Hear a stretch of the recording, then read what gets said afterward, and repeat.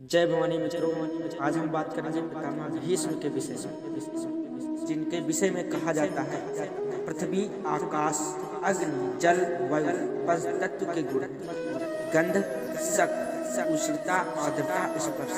अर्थात पृथ्वी अपनी गंध को, आकाश शब्दों को, वायु स्पर्श को, जल आर्द्रता को, चंद्र शीतलता को, सूर्य तेज को, धर्मराज धर्म छोड़ दे। जिन भीष्म तीनों लोगों के राज्य या उससे भी महान सुख हेतु अपना व्रत नहीं छोड़ेगा।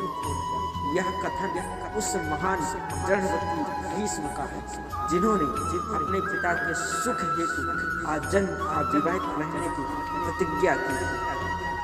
भीष्म हस्तिनापुर के महाराजा शांतनु एवं गंगा के पुत्र थे। कौरव और पांडव के पितामह होने के कारण इन्हें पितामह भी कहते थे। भीष्म के बचपन का नाम देवव्रत था। इन्होंने वेद शास्त्र की शिक्षा गुरु वशिष्ठ से प्राप्त की। युद्ध एवं शास्त्र विद्या की शिक्षा इन्हें परशुराम से प्राप्त हुई। ये शास्त्र और शास्त्र दोनों में अत्यंत ही निपुण थे। एक बार महाराजा शांतनु आखेट की खोज में यमुना नदी के तट पर रुक गए। वहां एक परम सुंदरी कन्या को देखकर उस पर मुग्ध हो गए। महाराज शांतनु ने उस कन्या के पिता निषाद राज से विवाह की इच्छा व्यक्त की। निषाद राज ने कहा, मैं एक वचन पर ही अपनी कन्या का विवाह आपसे कर सकता हूँ कि राजा के मृत्यु के पश्चात मेरे कन्या का पुत्र ही सिंहासन पर विराजमान होगा। देवव्रत नहीं, महाराज शांतनु अपने पुत्र का यह अधिकार नहीं छीनना चाहते थे, इसलिए वे हस्तिनापुर लौट आए। धीरे धीरे महाराजा की दशा शोचनीय होती गई। देवव्रत ने पिता की चिंता का कारण पता किया और निषाद राज से अपने पुत्री सत्यवती का विवाह अपने पिता से करने का अनुरोध किया और उन्होंने प्रतिज्ञा की, मैं शांतनु पुत्र देवव्रत आज यह प्रतिज्ञा करता हूं कि मैं आजीवन ब्रह्मचारी रहते हुए हस्तिनापुर राज्य की रक्षा करूंगा। इस भीष्म और अखंड प्रतिज्ञा के कारण ही देवव्रत का नाम भीष्म। तत्पश्चात राजा शांतनु का विवाह सत्यवती से हुआ।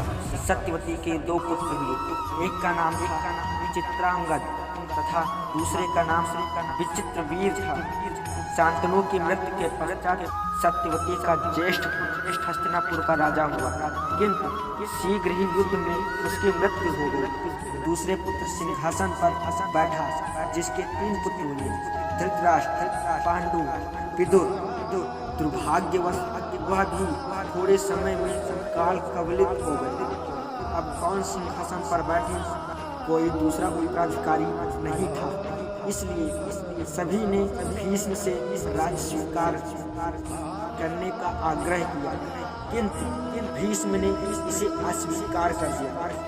उन्होंने कहा, मनुष्य की प्रतिज्ञा शीघ्र ही तो झटके से टूट जाया करती है, क्योंकि जो बात ऊपर कह दी गई उससे विमुख होना मनुष्य की दुर्बलता प्रत्यक्ष होती और चरित्र की हीनता है। भीष्म के चरित्र की यह विशेषता थी कि जो प्रतिज्ञा करते थे उससे नहीं हटते थे।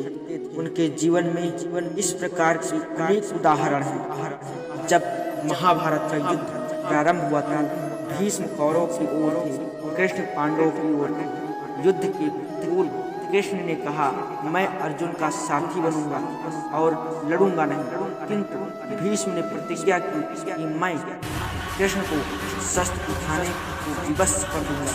यदि ऐसा नहीं हुआ तो मैं शांतनु एवं गंगा का पुत्र नहीं। आजू जो हरि है न शस्त्र दिखाऊं, तो अजो गंगा जननी को शांतनु सुत न कहाऊं। अपनी प्रतिज्ञा को पूर्ण करने के लिए भीष्म ने इतना घोर संग्राम किया। पांडव सेना व्याकुल हो गई। श्री कृष्ण क्रोधित हो गए और अर्जुन का रथ त्याग कर रथ का पहिया उठाकर भीष्म की ओर दौड़े। भीष्म की प्रतिज्ञा पूर्ण हुई। श्री कृष्ण ने भी भीष्म के पराक्रम और युद्ध कौशल की प्रशंसा की। भीष्म अत्यंत पराक्रमी थे। महाभारत के युद्ध में उन्होंने 10 दिन तक अकेले सेनापति का कार्य किया।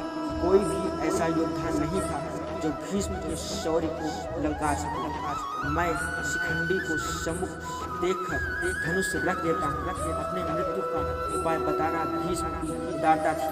शिखंडी स्त्री रूप में जन्मा कोई सच्चा सूर नारी पर प्रहार कैसे कर सकता था। अर्जुन ने शिखंडी को आगे करके पितामह पर बाणों की वर्षा की। जब भीष्म रथ से गिरे, उनके शरीर का ऐसा रोम बिंद चुका था, पूरा शरीर बाणों पर ही उठा रहा था। भीष्म ने घायल अवस्था में ही सूर्य के उत्तरायण होने तक अपने प्राण न त्यागने की प्रतिज्ञा की। सूर्य की किरणें एक वर्ष में 6 माह भूमध्य रेखा के उत्तर में तथा 6 माह भूमध्य रेखा के दक्षिण में लंबवत होती है। सूर्य के भूमध्य रेखा के दोनों ओर स्थित रहने की इस दशा को सूर्य का उत्तरायण और दक्षिणायन कहा जाता है।